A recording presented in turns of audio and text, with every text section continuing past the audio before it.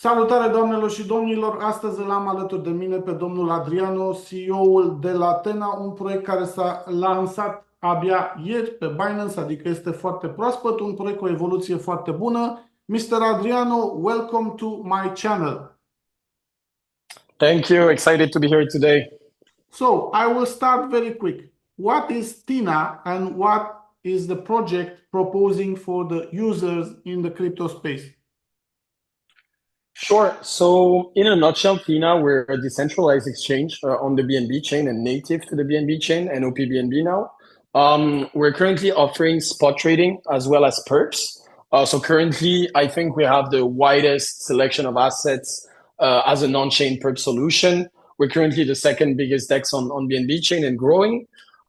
We launched in January 2023 at the time with our V1, and since then a lot of things have changed. With our V2, we've introduced concentrated liquidity AMM with some automated liquidity management solution as we're looking to be as retail friendly as possible.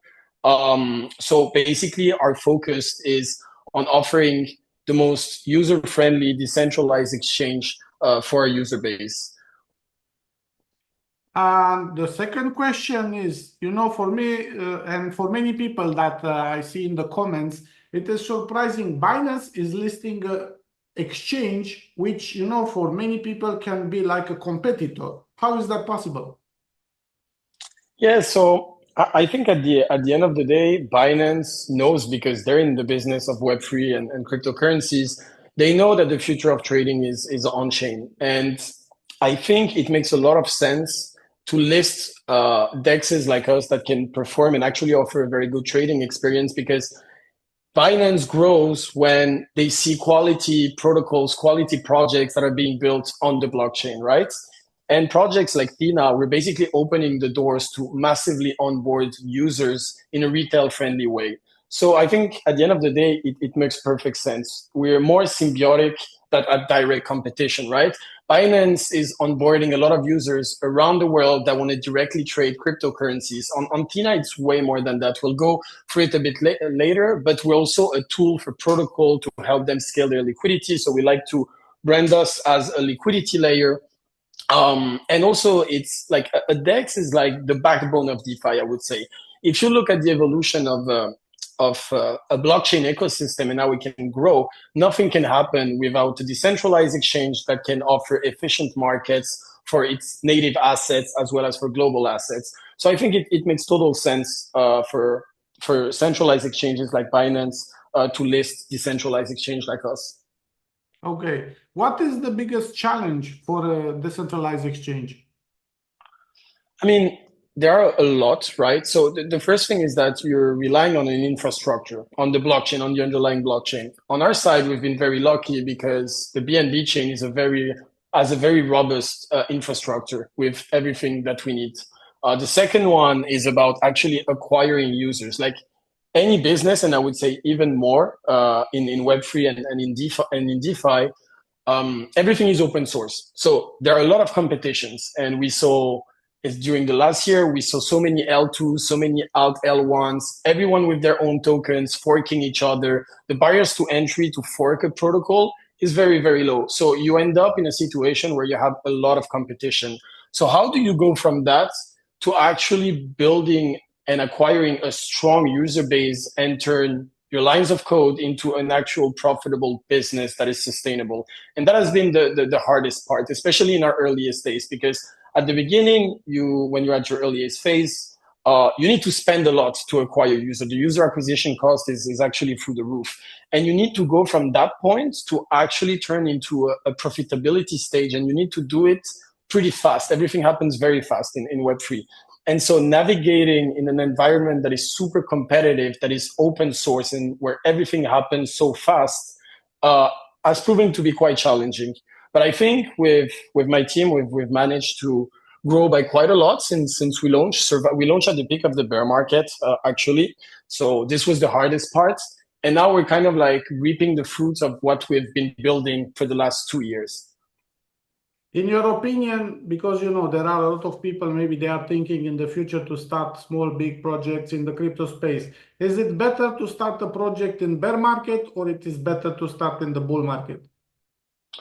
I think at the end of the day, it doesn't matter. I think during a bull run, there is a lot of noise around you. And community building, for example, is essential. And I think a key part of how we keep developing Thena is by incorporating user feedback a lot into how we develop our product and also staying in constant touch with, okay, what do your users actually want? They're the one, like the more you talk with your community, the more you can find product market fit. But obviously, launching in a bull market, if you have an actual good product, well, you will simply grow way faster. However, building in a bear market allows you to iterate many times in a calmer environment. Everyone is more easily reachable because, as well, in Web3, it's very, at least on the DEX side, it's very important to have partners with who you're building. So a bear market is a time to build. A bull market is a time to reap off all the benefits. But if you launch in a bull market with a great product market fit and a good product that people like, well, it will still be good for you. So you can launch in both situations. I have now a question that can be watched from few angles because you have a DEX. That means you work with a lot of projects that are listed in your platform, but you also have a token for the project. So my first question it is, what is the use case of the token? The second question it is, in your opinion, how important is the tokenomics? Yes, so actually, this is a very interesting question because I think it's one of our biggest differentiator at Thena. So basically, our model, our tokenomics, are what we call the VE33 model. So in a nutshell, how it works is that on Thena, people provide liquidity on different markets, and when they provide liquidity, they're going to earn our utility token called Z. And in return, what you can do with this token is that you can lock it from a period of 2 weeks up to 2 years. And the longer you lock it for, the higher the governance power that you will have. And when I say governance power, it's essentially on Thena, every week, our token holders that locked the token, they vote for liquidity pools. And at the end of the week, the end result of those votes will basically distribute our emissions for the following week. So let's say there are 2% of the total vote in the ETH BNB pool. That means they will receive 2% of our emissions. And in return for voting for these pools, they will receive their corresponding share of the trading fees plus what we call voting incentives. And so this is where it becomes interesting. And this is why we brand Thena as well as a liquidity layer, a tool that can support the liquidity needs of protocols. On Thena, when you're a protocol, let's say you launch your tokens and you need to develop your liquidity on chain. What you can do on Thena is that you can deposit token incentives to essentially attract people, our token holders, to vote for your pool. So let's say I'm going to deposit $2,000 of my token, my governance token, and people who will vote for my pool, they will receive their corresponding share of those tokens deposited. So essentially, we have a free marketplace for our emissions where any protocols can tap into to scale their liquidity depending on their needs, and in a way that is very capital efficient and flexible. And to give you an idea, currently we have more than 40 protocols that are leveraging this model to scale their liquidity in a sustainable and very flexible way.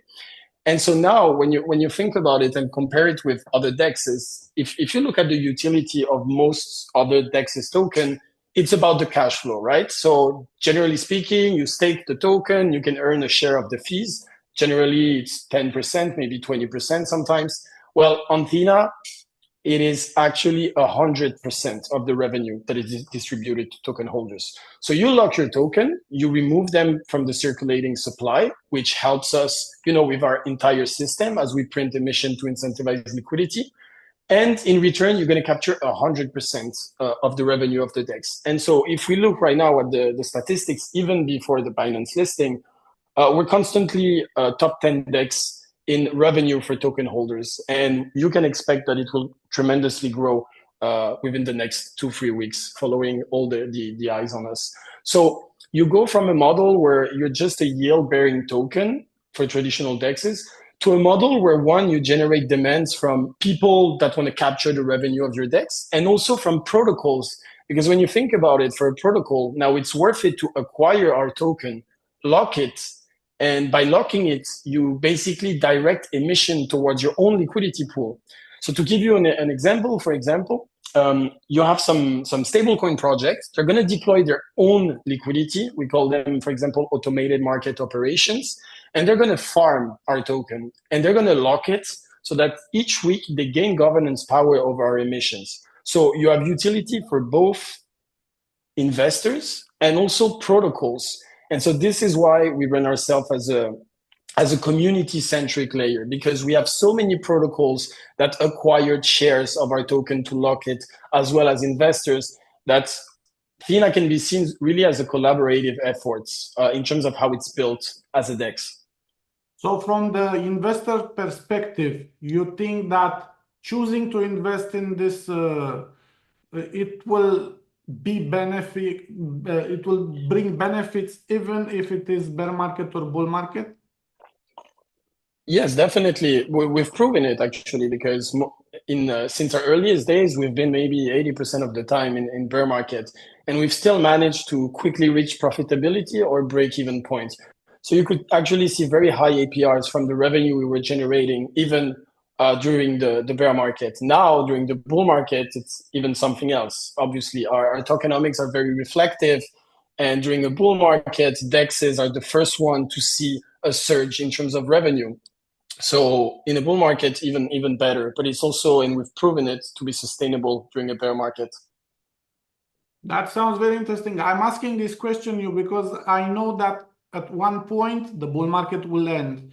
Some people will have good profits and they will look for options, to deploy the capital during the bear market, during the period that you cannot enter the market, to purchase.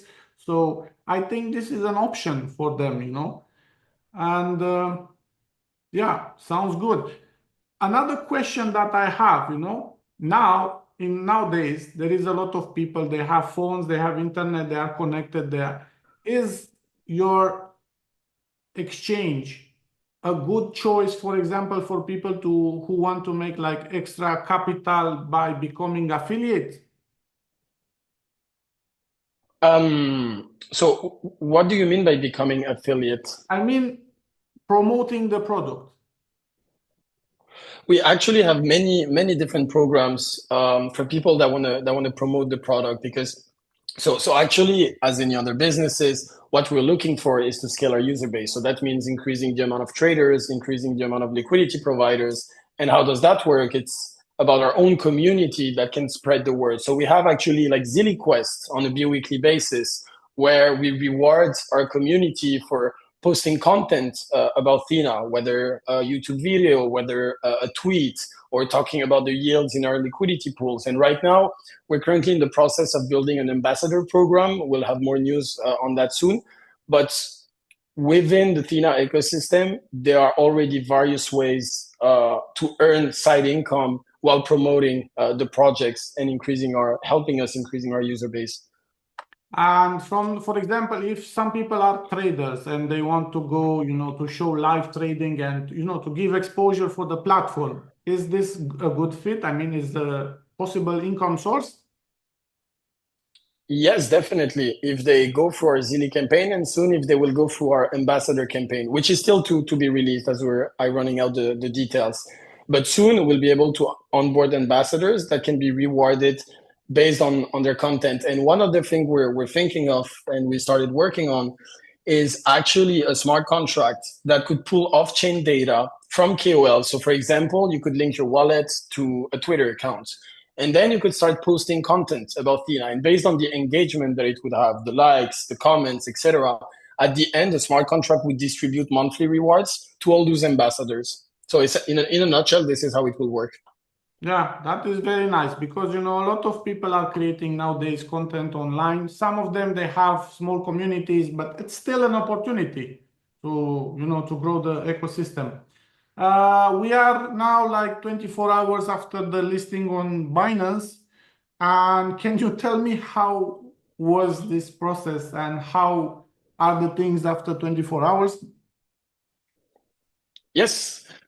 First, everything happened very fast. We weren't even aware ourselves up to 24 hours before the listing. So we had to run a bit everywhere to get the last details ready. Then in terms of direct impact, obviously the price. And as a DEX like us, we incentivize with our own token. Obviously, this is attracting a lot of new liquidity, a lot of new eyes on our platforms. So we've seen a huge surge in traffic since then. We're actually upgrading our backend as we speak because we need to handle more traffic. On top of that, already, I guess, more than 10 protocols reached out to us. They want to list with us and scale liquidity with us. So it brought a lot of eyes, whether it is on the trader side, the LP side, or even protocols. So I would say that the benefits are incredible so far, and it's just the beginning. I'm happy to hear that. What are the plans for 2025? So right now we're actually about to start our migration process to our V3. We just completed the audit recently, and we're still discussing internally if we should start it in December or after the Christmas period. But this is what I'm the most excited about. So essentially, our V3 will introduce many various different features. The biggest one, in my opinion, is what we call hooks. So essentially, hooks will bring another level of flexibility to Thena. It's a contract on top of our concentrated liquidity AMM that can add any logic on top of a pool. So to give you an example, you could add limit orders. You could add a lottery system for meme coins. You could add margin trading. You could add leverage farming. Every time someone add liquidity, withdraw liquidity, or make a swap, initiate a pool, we can add any kind of logic. And what I'm super excited about is we've been working with a protocol called Bricken, for example, because we're heavily focused on real world assets and trying to understand their needs and how us as an AMM we can get ready to onboard their liquidity. And so before with our V2 and whether it is Uniswap V3, PancakeSwap, us, a DEX is very immutable. And so we release a new version. And the issue is that the growing needs of different sectors in DeFi and outside DeFi are going super fast. And when you have the immutable contract, you cannot edit anything. So we cannot answer the needs that arise over time. With our V3 and hooks, you now have a way more customizable decentralized exchange while keeping the AMM part completely immutable. And so, for example, we built a hook that is KYC/AML compliant. And now we're working with a protocol called Bricken for first proof of concept to deploy tokenized equity on Thena. We could deploy any kind of securities while staying completely compliant. And so this is just one use case that hooks can do. The possibilities are kind of like limitless. Entire protocols could be built through hooks. To give you another example, a lot of people, for example, are providing liquidity and they're using, for example, Venus money market to hedge their position. This could all be done within one click on the Thena platform. So then we go from being a decentralized exchange to potentially become a super financial app. And this is our goal over the long term. Offer the most modular and flexible liquidity layer in decentralized exchange that protocols can tap into to build their innovative applications, that traders can tap into to have great price executions, and that liquidity providers can tap into to earn great yields. Wow, that sounds fantastic. Adriano, I want to thank you very much for this interview from my side and from the Romanian people's side.